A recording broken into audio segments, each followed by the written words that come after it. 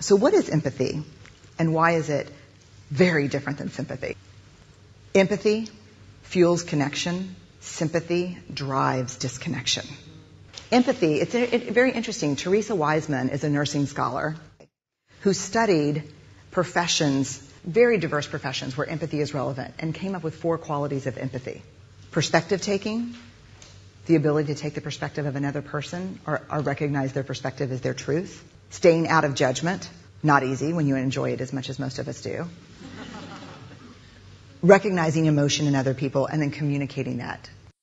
Empathy is feeling with people. And to me, I always think of empathy as this kind of sacred space when someone's kind of in a deep hole and they shout out from the bottom and they say, I'm stuck, it's dark, I'm overwhelmed. And then we look and we say, hey, you climb down. I know what it's like down here, and you're not alone.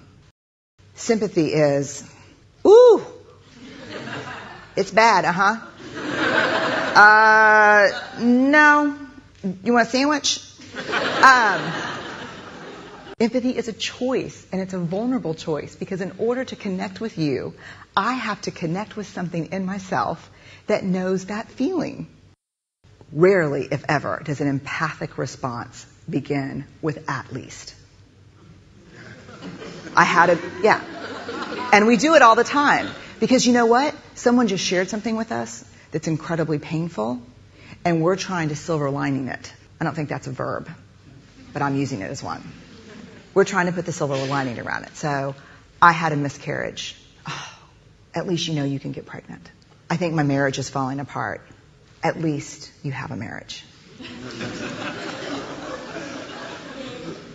John's getting kicked out of school. At least Sarah is an A student. But one of the things we do sometimes in the face of very difficult conversations is we try to make things better. If I share something with you that's very difficult, I'd rather you say, I don't even know what to say right now, I'm just so glad you told me.